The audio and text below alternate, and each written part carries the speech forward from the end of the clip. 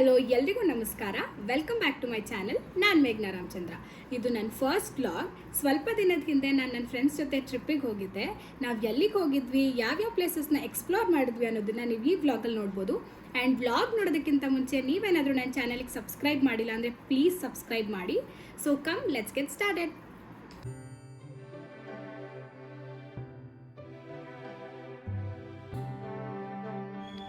ನಾವು ಬ್ಯಾಂಗ್ಳೂರು ಬಿಟ್ಟಾಗ Friday night almost 10:30 ಆಗಿತ್ತು. ಆ್ಯಂಡ್ ನಾವು ಹೊರಟಿದ್ದು ಬ್ಯಾಂಗ್ಳೂರಿಂದ 490 ಕಿಲೋಮೀಟರ್ಸ್ ದೂರದಲ್ಲಿರೋ ಗೋಕರ್ಣಕ್ಕೆ. ನೆಕ್ಸ್ಟ್ ಡೇ ಬೆಳಗ್ಗೆ ನಾವು ರೀಚ್ ಆದಾಗ 8:30 ಆಗಿತ್ತು. ಜರ್ನಿ ಅಂತೂ ಫುಲ್ ಟೈರಿಂಗ್ ಆಗಿತ್ತು. ಸೊ ಫ್ರೆಶ್ ಅಪ್ ಆಗೋದಕ್ಕೆ ಅಂತ ನಾವು ರೂಮಿಗೆ ಹೋಗೋಕ್ಕೆ ಸ್ವಲ್ಪ ದೂರ ನಡ್ಕೊಂಡು ಹೋಗಬೇಕಾಗಿತ್ತು.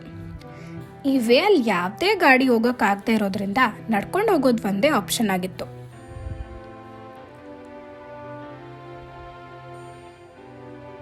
ಆ ದಾರಿ ಸುತ್ತಮುತ್ತ ಅಂತೂ ತುಂಬಾನೇ ಚೆನ್ನಾಗಿತ್ತು.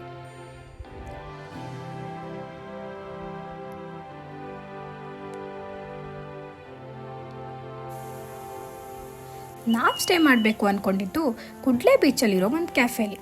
ಅಲ್ಲಿ ಬೇಕಾದಷ್ಟು ಕ್ಯಾಫೇಸ್ ಆ್ಯಂಡ್ ಹೋಟೆಲ್ಸ್ ಇರೋದ್ರಿಂದ ಸ್ಟೇ ಮಾಡೋದಕ್ಕೆ ಒಳ್ಳೆ ಜಾಗ ಅಂತಲೇ ಹೇಳ್ಬೋದು. ಮತ್ತು ಬೀಚ್ ಇರೋದ್ರಿಂದ ಸಖತ್ತಾಗಿರೋ ವ್ಯೂನು ಸಿಗತ್ತೆ.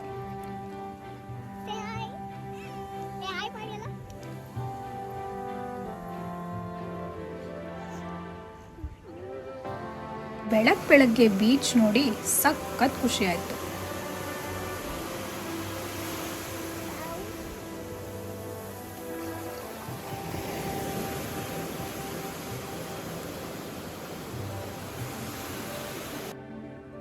ನಾವಿದ್ದಿದ್ದು ಶಿವ ಗಾರ್ಡನ್ ಕೆಫೆ ಅನ್ನೋ ಜಾಗದಲ್ಲಿ.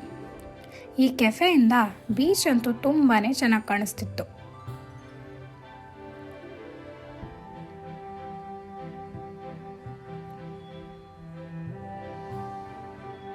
ಅಲ್ಲಿಂದ ಮತ್ತೆ ಒಳಗಡೆ ರೂಮ್ಸ್ಗೆ ಸ್ವಲ್ಪ ದೂರ ನಡ್ಕೊಂಡು ಹೋಗಬೇಕಾಗಿತ್ತು. ಇಲ್ಲಿ ರೂಮ್ಸ್ ಎಲ್ಲ ಸ್ವಲ್ಪ ಓಕೆ ಅನ್ನೋ ಥರ ಇತ್ತು.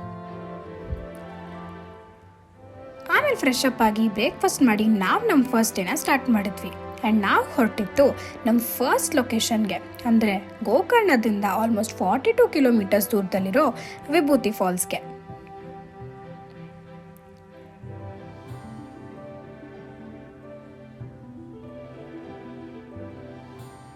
ಗಾಡಿನ ಎಂಟ್ರೆನ್ಸ್ ಅಲ್ಲಿ ಪಾರ್ಕ್ ಮಾಡಿ ಒಂದು 10 to 15 ಮಿನಿಟ್ಸ್ ನಡ್ಕೊಂಡು ಹೋಗಬೇಕಾಗತ್ತೆ.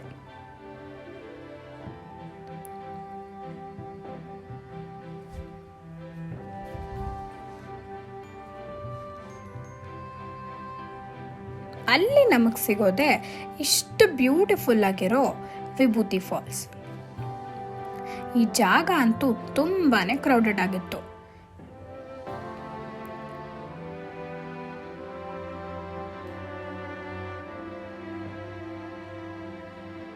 ಆ್ಯಂಡ್ ನೀರು ಕೂಡ ತುಂಬ ಕ್ಲಿಯರ್ ಆ್ಯಂಡ್ ಕ್ಲೀನ್ ಆಗಿತ್ತು.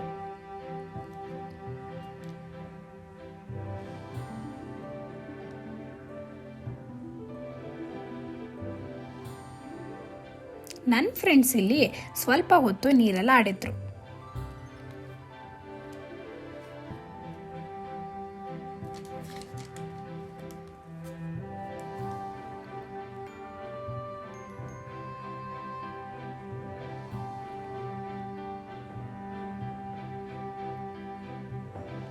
And yes, this is me. ಅಲ್ಲಿಂದ ನಾವು ನೆಕ್ಸ್ಟ್ ಹೊರಟಿದ್ದು ಯಾಣ ಕೇವ್ಸ್ಗೆ. ಇಲ್ಲೂ ನಾವು ಸ್ವಲ್ಪ ದೂರ ನಡ್ಕೊಂಡು ಹೋಗಬೇಕಾಗತ್ತೆ. ಸಮ್ಮರಲ್ಲಿ ಹೋಗಿದ್ರಿಂದ ತುಂಬಾನೇ ಬಿಸಿಲು ಇತ್ತು. ಆದರೆ ಎರಡೂ ಕಡೆ ತುಂಬಾನೇ ಮರಗಳಿದ್ದಿದ್ರಿಂದ ನಮ್ಗೆ ಅಷ್ಟೊಂದು ಬಿಸಿಲು ಅನಿಸ್ಲಿಲ್ಲ.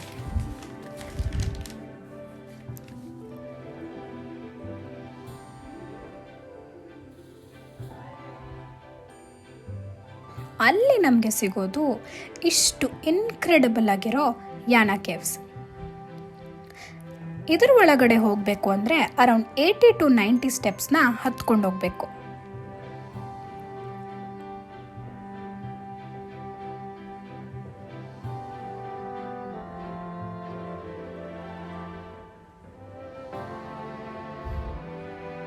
ಒಳಗಡೆ ಅಂತೂ ತುಂಬಾನೇ ಕೂಲಾಗಿತ್ತು.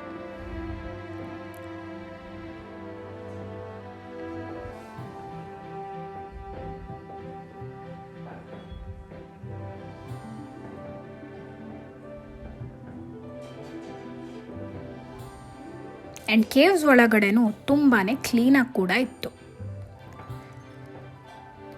ಕೇವ್ಸ್ ಒಳಗಡೆ ಹೋಗಿ ಇನ್ನೊಂದು ವೇಯಿಂದ ಆಚೆ ಬರ್ಬೋದು.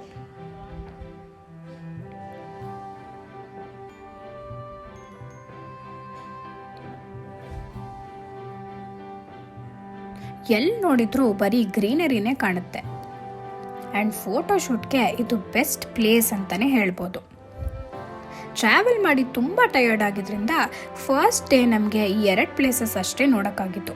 ಸೊ ನಾವು ವಾಪಸ್ ಕುಡ್ಲೆ ಬೀಚಲ್ಲಿದ್ದು ನಮ್ಮ ಸ್ಟೇಗೆ ಬಂದ್ವಿ. ನೈಟ್ ಆಗಿದ್ರಿಂದ ಎಲ್ಲ ಕೆಫೇಸ್ ಲೈಟ್ಸಿಂದ ಸಕ್ಕದಾಗಿ ಕಾಣ್ತಿತ್ತು. ನಾವು ಬೀಚ್ ಸೈಡ್ ಕೂತ್ಕೊಂಡು ಡಿನ್ನರ್ ಮಾಡಿದ್ವಿ. ಒಂಥರ ರಿಲ್ಯಾಕ್ಸಿಂಗ್ ಆಗಿತ್ತು. ಇಲ್ಲಿಗೆ ನಮ್ಮ ಫಸ್ಟ್ ಡೇ ಮುಗೀತು. ಸೆಕೆಂಡ್ ಡೇ ಬೆಳಿಗ್ಗೆ ನಾವು ಬೇಗ ಎದ್ದು 25 to 30 ಮಿನಿಟ್ಸ್ ನಡ್ಕೊಂಡು ಹೋಗಿದ್ದು ಕುಡ್ಲೆ ಬೀಚ್ನ ಹಿಲ್ ಟಾಪ್ ವ್ಯೂ ಪಾಯಿಂಟ್ಗೆ.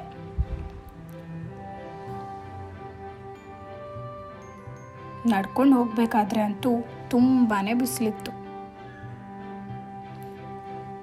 ಇಲ್ಲಂತೂ ಎಷ್ಟು ದೂರ ನೋಡಿದ್ರೂ ಬರೀ ನೀರೇ ಕಾಣ್ತಿತ್ತು.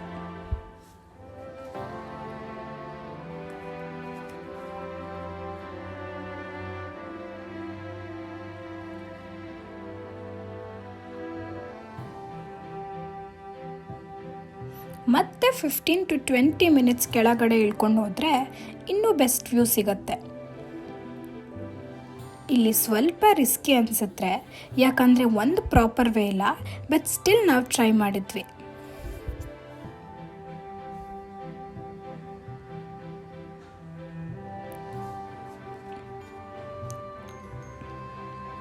ಇಲ್ಲಿರೋ ಸರ್ಫೇಸಸ್ ಅಂತೂ ತುಂಬಾ ಅನ್ಈವನ್ ಅನಿಸುತ್ತೆ. ಬಟ್ ತುಂಬಾ ಕೇರ್ಫುಲ್ಲಾಗೂ ಇರಬೇಕು. ಆದರೆ ವ್ಯೂ ಮಾತ್ರ ದಿ ಬೆಸ್ಟ್ ಆಗಿತ್ತು.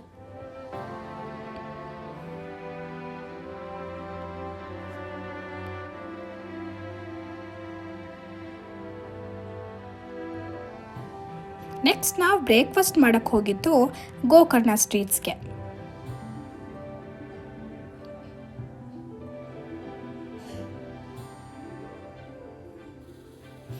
ಈ ಸ್ಟ್ರೀಟ್ಸ್ ಅಂತೂ ಸಖತ್ತಾಗಿತ್ತು. ಚಿಕ್ಕ ಚಿಕ್ಕ ಹೋಟೆಲ್ಗಳು, ಬಟ್ಟೆ ಅಂಗಡಿಗಳು ಎಲ್ಲ ಇತ್ತು. ಶಾಪಿಂಗ್ ಮಾಡೋದಕ್ಕಂತೂ ಬೆಸ್ಟ್ ಪ್ಲೇಸ್. ನಾವು ತುಂಬ ಬೇಗ ಹೋಗಿದ್ರಿಂದ ಸ್ವಲ್ಪ ಅಂಗಡಿಗಳು ಮಾತ್ರ ಓಪನ್ ಆಗಿತ್ತು. ಪ್ರೈಸಸ್ ಸ್ವಲ್ಪ ಎಕ್ಸ್ಪೆನ್ಸಿವ್ ಹೇಳ್ತಾರೆ, ಆದರೂ ಬಾರ್ಗೇನ್ ಮಾಡ್ಬೋದು.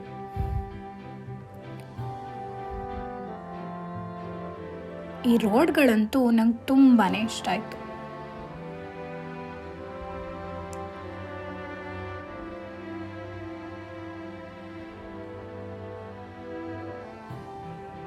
ಟಿಪಿಕಲ್ ಓಲ್ಡನ್ ಡೇಸ್ ರೋಡ್ಸ್ ಥರ ಇತ್ತು. ನಾವು ತಿಂದಿದ್ದು ಪೈ ಹೋಟೆಲ್ ಅನ್ನೋ ಜಾಗದಲ್ಲಿ. ಬ್ರೇಕ್ಫಾಸ್ಟ್ ಅಂತೂ ತುಂಬಾ ಟೇಸ್ಟಿಯಾಗಿತ್ತು. ನೆಕ್ಸ್ಟ್ ನಾವು ಹೊರಟಿದ್ದು ಪೆಲಿಕನ್ ಬೀಚ್ಗೆ. ನಾವಿಲ್ಲಿಂದ ಪ್ಯಾರಡೈಸ್ ಬೀಚ್ಗೆ ಹೋಗಬೇಕಾಗಿತ್ತು. ಪ್ಯಾರಡೈಸ್ ಬೀಚಿಗೆ ಹೋಗೋಕ್ಕಿದ್ದಿದ್ದು 2 ಆಪ್ಷನ್ನು. ಒಂದು ಬೋಟ್ ಆರ್ ಫೆರಿ ರೈಡ್ ಅಥವಾ ಟ್ರೆಕ್ ಮಾಡಿಕೊಂಡು. ಸೊ ನಾವು ಕಾರಿಲ್ಲೇ ಪಾರ್ಕ್ ಮಾಡಿ ಟ್ರೆಕ್ ಸ್ಟಾರ್ಟ್ ಮಾಡಿದ್ವಿ. ಫಸ್ಟ್ ಲೈಟ್ ಹೌಸ್ ನೋಡೋಕ್ಕೆ ಹೋದ್ವಿ, ವ್ಯೂ ಚೆನ್ನಾಗಿರುತ್ತೆ ಅಂತ. ಆದರೆ 20 ಮಿನಿಟ್ಸ್ ಬಿಸಿಲಲ್ಲಿ ನಡ್ಕೊಂಡು ಹೋಗಿ ನಮಗೆ ಸಿಕ್ಕಿದ್ದು ನೋ ಪಬ್ಲಿಕ್ ಎಂಟ್ರಿ ಅನ್ನೋ ಬೋರ್ಡ್. ಸೊ ಮತ್ತೆ ಬಂದಿದ್ದ ದಾರಿಲೇ ವಾಪಸ್ ಬಂದು ಇನ್ನೊಂದು ದಾರಿಯಿಂದ ಪ್ಯಾರಡೈಸ್ ಬೀಚ್ಗೆ ಟ್ರೆಕ್ ಸ್ಟಾರ್ಟ್ ಮಾಡಿದ್ವಿ. ಸ್ವಲ್ಪ ದೂರ ಹೋದರೆ ಅಲ್ಲೊಂದು ಚಿಕ್ಕ ಅಂಗಡಿ ಸಿಗತ್ತೆ. ಅಲ್ಲಿ ಕೂಲ್ ಡ್ರಿಂಕ್ಸ್, ಎಳ್ನೀರು ಕುಡ್ಕೊಂಡು ಸ್ವಲ್ಪ ರಿಲ್ಯಾಕ್ಸ್ ಮಾಡಿದ್ವಿ. ಯಾಕಂದರೆ ಅಲ್ಲಿಂದ ಮುಂದೆ ಬೀಚ್ ಹೋಗೋಕ್ಕೆ 25 to 30 ಮಿನಿಟ್ಸ್ ಆಗುತ್ತೆ. ಆ್ಯಂಡ್ ಯಾವ ಅಂಗಡಿನೂ ಸಿಗಲ್ಲ. ಆ ಅಂಗಡಿ ಹತ್ರ ನಮಗೆ ಸಿಕ್ಕಿದ್ದು 2 ಬೆಸ್ಟ್ ಫ್ರೆಂಡ್ಸ್. ಸೊ ಅದೇ ಈ 2 ನಾಯಿಗಳು. ನಾವು ಟ್ರೆಕ್ ಮಾಡುವಾಗ ಮಧ್ಯ ದಾರಿ ಮಿಸ್ ಆದಾಗ ಫಾಲೋ ಮಾಡಿದ್ದೆ ಈ 2 ಫ್ರೆಂಡ್ಸ್ನ. ಕರೆಕ್ಟಾಗಿ ಕರ್ಕೊಂಡು ಹೋದರು. ಅಷ್ಟು ದೂರ ಬಿಸಿಲಲ್ಲಿ ನಡ್ಕೊಂಡು ಹೋಗಿದ್ದಕ್ಕೂ ಈ ಬೀಚ್ ಆಬ್ಸಲ್ಯೂಟ್ ಪ್ಯಾರಡೈಸ್ ಥರನೇ ಇತ್ತು. ನನಗಂತೂ ತುಂಬಾ ಇಷ್ಟ ಆಯಿತು, ಯಾಕಂದರೆ ಈ ಬೀಚಲ್ಲಿ ಜನನೇ ಇರಲಿಲ್ಲ. ನೆಕ್ಸ್ಟ್ ನಾವು ಅಲ್ಲೇ ಪಕ್ಕದಲ್ಲಿದ್ದಿದ್ದು ಬೇರೆ ಬೀಚಸ್ ನೋಡೋಕ್ಕೆ ಬೋಟ್ ಅವ್ರನ್ನ ಕೇಳಿದ್ವಿ. ಅವರು ಪರ್ ಹೆಡ್ 500 ರೂಪೀಸ್ ಚಾರ್ಜ್ ಆಗುತ್ತೆ ಅಂತ ಹೇಳಿದ್ರು. ನಾವು ಒಪ್ಕೊಂಡ್ವಿ. ಆಮೇಲೆ ಅವ್ರು ನಮಗೆ ಫಸ್ಟ್ ನಮಗೆಲ್ಲ ಲೈಫ್ ಜಾಕೆಟ್ಸ್ ಕೊಟ್ಟು ಬೋಟಲ್ಲಿ ಸ್ವಲ್ಪ ದೂರ ಕರ್ಕೊಂಡು ಹೋಗಿ ನೀರಿಗೆ ಜಂಪ್ ಮಾಡೋದಕ್ಕೆ ಹೇಳ್ತಾರೆ. ಇದಂತೂ ನನ್ನ ಮೋಸ್ಟ್ ಸ್ಕೇರಿಯಸ್ಟ್ ಎಕ್ಸ್ಪೀರಿಯನ್ಸ್ ಅಂತಲೇ ಹೇಳ್ಬೋದು. ಯಾಕಂದರೆ ನಂಗೆ ನೀರಂದರೆ ತುಂಬಾ ಭಯ. ಆ್ಯಂಡ್ ನಂಗೆ ಸ್ವಿಮ್ಮಿಂಗ್ ಕೂಡ ಬರಲ್ಲ. ಆದರೂ ಟ್ರೈ ಮಾಡಲೇಬೇಕು ಅಂತ ಮಾಡಿದೆ. ಆಮೇಲೆ ಅವರು ನಮ್ಮನ್ನ ಅಲ್ಲೇ ಬಿಟ್ಟು ಹೋಗ್ತಾರೆ. ಮತ್ತೆ ವಾಪಸ್ ನಾವೇ ಅವ್ರ ಹತ್ರ ಹೋಗೋಕ್ಕೆ ಒಂದು 20 to 25 ಮಿನಿಟ್ಸ್ ಬೇಕಾಗತ್ತೆ. ಆಮೇಲೆ ಅವರು ನಮಗೆ ಹಾಫ್ ಮೂನ್ ಬೀಚ್ ಮತ್ತು ಓಮ್ ಬೀಚ್ನ ತೋರಿಸಿದ್ರು.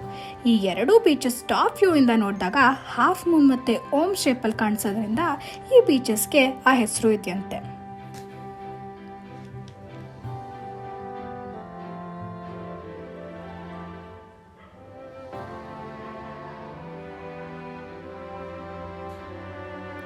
Almost 45 to 1 hour ಬೋಟಲ್ಲೇ ಸುತ್ತಾಡಿಸ್ತಾರೆ.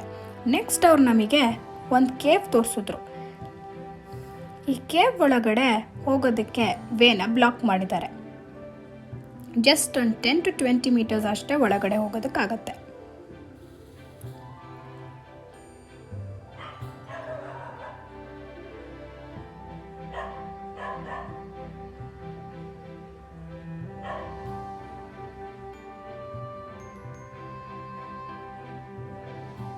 ನಾವು 500 ರೂಪೀಸ್ ಪೇ ಮಾಡಿದ್ದಕ್ಕೂ ವರ್ತ್ ದ ಪ್ರೈಸ್ ಅಂತ ಅನ್ನಿಸ್ತು.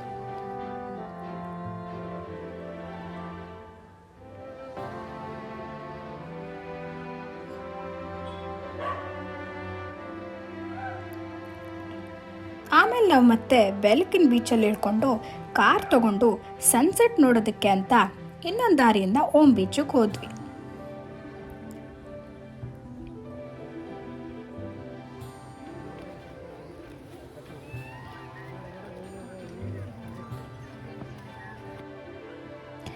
ಇಲ್ಲಿ ಪೀಸ್ಫುಲ್ಲಾಗಿ ಕೂತ್ಕೊಂಡು ಸನ್ಸೆಟ್ ನೋಡ್ತಾ ಇದ್ರೆ ಎಲ್ಲನೂ ಮರ್ತೋಗತ್ತೆ.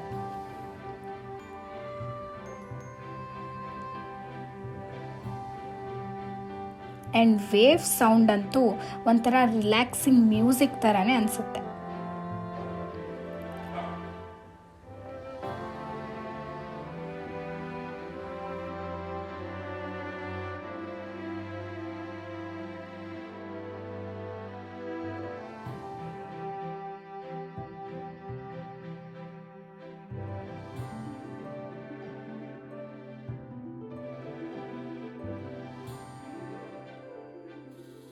ನೆಕ್ಸ್ಟ್ ನಾವು ಹೋಗಿದ್ದು ಗೋಕರ್ಣದ ಫೇಮಸ್ ಮಹಾಗಣಪತಿ ಟೆಂಪಲ್ ಮತ್ತು ಮಹಾಬಲೇಶ್ವರ ಟೆಂಪಲ್ಗೆ.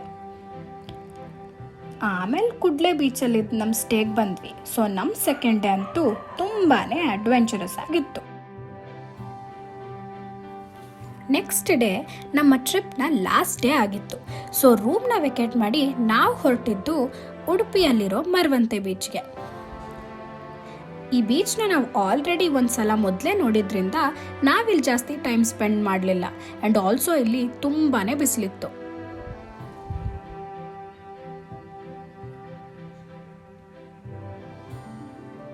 ಅಲ್ಲಿಂದ ನಾವು ಹೊರಟಿದ್ದು ಮಲ್ಪೆ ಬೀಚ್ಗೆ. ಈ ಬೀಚಲ್ಲಂತೂ ಜನ ಜಾತ್ರೆನೇ ಇತ್ತು.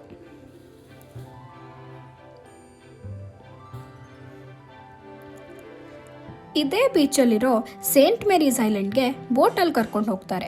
ಪರ್ ಹೆಡ್ 400 ರೂಪೀಸ್ ಚಾರ್ಜ್ ಮಾಡ್ತಾರೆ. ಬೀಚಿಂದ ಐಲ್ಯಾಂಡ್ಗೆ ಆಲ್ಮೋಸ್ಟ್ 4 ಕಿಲೋಮೀಟರ್ಸ್ ಆಗುತ್ತಂತೆ. ನಮ್ಮನ್ನು ಬೋಟಲ್ಲಿ ಕರ್ಕೊಂಡೋಗಿ ಐಲ್ಯಾಂಡಲ್ಲಿ ಬಿಟ್ಟು ಬೋಟ್ ಅವರು ಅಲ್ಲಿಂದ ವಾಪಸ್ ಬರ್ತಾರೆ. ಸೊ ಈ ಐಲ್ಯಾಂಡಲ್ಲಿ ಆಲ್ಮೋಸ್ಟ್ ನಾವು 30 to 45 ಮಿನಿಟ್ಸ್ ಸ್ಪೆಂಡ್ ಮಾಡ್ಬೋದು.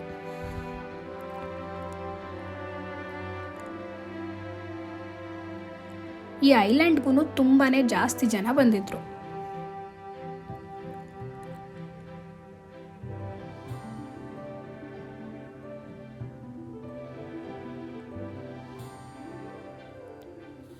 ಐಲ್ಯಾಂಡ್ ಒಳಗಡೆ ಹೋಗ್ತಿದ್ದಂಗೆ ಅದರ ಹಿಸ್ಟ್ರಿ ಏನು ಅಂತ ಓದ್ಬೋದು. ಆ್ಯಂಡ್ ಅಲ್ಲೇ ಸ್ವಲ್ಪ ಮುಂದೆ ಹೋದರೆ ಕಪ್ಪೆ ಚಿಪ್ಗಳು, ಶಂಖಗಳಿಂದ ಮಾಡಿರೋ ಜ್ಯುವೆಲ್ರೀಸ್, ಹೋಮ್ ಡೆಕೋರೇಟಿವ್ ಐಟಮ್ಸ್ ಎಲ್ಲನೂ ಸೇಲ್ ಮಾಡ್ತಿರ್ತಾರೆ. ಆ್ಯಂಡ್ ಪ್ರೈಸಸ್ ಅಂತೂ ತುಂಬಾ ಎಕ್ಸ್ಪೆನ್ಸಿವ್ ಆಗಿತ್ತು. ಐಲ್ಯಾಂಡ್ ಅಂತೂ ಸಖತ್ತಾಗಿತ್ತು.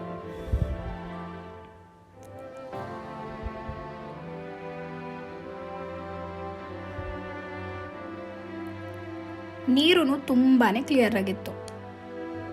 ನಾವಿಲ್ಲಿ ಸಿ ಅರ್ಚಿನ್ಸ್ನೆಲ್ಲ ನೋಡಿದ್ವಿ. ನಾನು ಇಲ್ಲಿ ಕಪ್ಪೆ ಚಿಪ್ಪುಗಳು, ಶಂಖಗಳು ಎಲ್ಲನೂ ಆರಿಸ್ಕೊಂಡು ತೊಗೊಂಡು ಬಂದೆ. ಆಮೇಲೆ ಮತ್ತೆ ವಾಪಸ್ ಬೀಚಿಗೆ ಕರ್ಕೊಂಡು ಬಂದುಬಿಡ್ತಾರೆ. ಈ ಬೀಚಲ್ಲಿ ತುಂಬಾ ವಾಟರ್ ಸ್ಪೋರ್ಟ್ಸ್ಗಳಿತ್ತು. ಲೈಕ್ ಜೆಟ್ ಸ್ಕೀ, ಜಾರ್ಬಿಂಗ್, ಪ್ಯಾರಾಸೇಲಿಂಗ್ ಅಂತೆಲ್ಲ. ಇಷ್ಟೆಲ್ಲ ಪ್ಲೇಸಸ್ ನೋಡಿದ್ಮೇಲೆ ನಮಗೆ ಸಿಕ್ಕಿದ್ದು lots of memories and full time lines. ಆಮೇಲೆ ನೆನಪಾಗಿತ್ತು ಅದೇ ಲ್ಯಾಪ್ಟಾಪ್, ಅದೇ ವರ್ಕ್ ಫ್ರಮ್ ಹೋಮ್ ಆ್ಯಂಡ್ ಅದೇ ಮೀಟಿಂಗ್ಗಳು. ಸೊ ನಾವು ನೆಕ್ಸ್ಟ್ ಹೊರಟಿದ್ದು ನಮ್ಮ ಫೇವ್ರೆಟ್ ಊರು, ನಮ್ಮ ಬೆಂಗಳೂರಿಗೆ. ಸೊ ನಮ್ಮ ಟ್ರಿಪ್ ಹೀಗಿತ್ತು. ನನ್ನ ಫಸ್ಟ್ ವ್ಲಾಗ್ ಆಗಿರೋದ್ರಿಂದ ಸ್ವಲ್ಪ mistakes and lot of improvements ಬೇಕಾಗಿರುತ್ತೆ ಅಂತ ನನಗೆ ಗೊತ್ತು. ಅದನ್ನು ನಾನು ನೆಕ್ಸ್ಟ್ ಅಪ್ಕಮಿಂಗ್ ವ್ಲಾಗ್ಸಲ್ಲಿ ಸರಿ ಮಾಡ್ಕೊತೀನಿ. ಆ್ಯಂಡ್ ನಿಮಗೆ ಈ ವ್ಲಾಗಲ್ಲಿ ಯಾವ ಪಾರ್ಟ್ ತುಂಬ ಇಷ್ಟ ಆಯಿತು ಅನ್ನೋದನ್ನು ಕಾಮೆಂಟ್ ಮಾಡಿ. ಆ್ಯಂಡ್ ಈ ವಿಡಿಯೋನ ಲೈಕ್ ಆ್ಯಂಡ್ ಶೇರ್ ಕೂಡ ಮಾಡಿ. And follow me on Instagram. So ಮತ್ತೆ ನಾನು ನೆಕ್ಸ್ಟ್ ವ್ಲಾಗಲ್ಲಿ ಸಿಗೋಣ. ಅಲ್ಲಿವರೆಗೂ tata, bye bye, take care and thank you.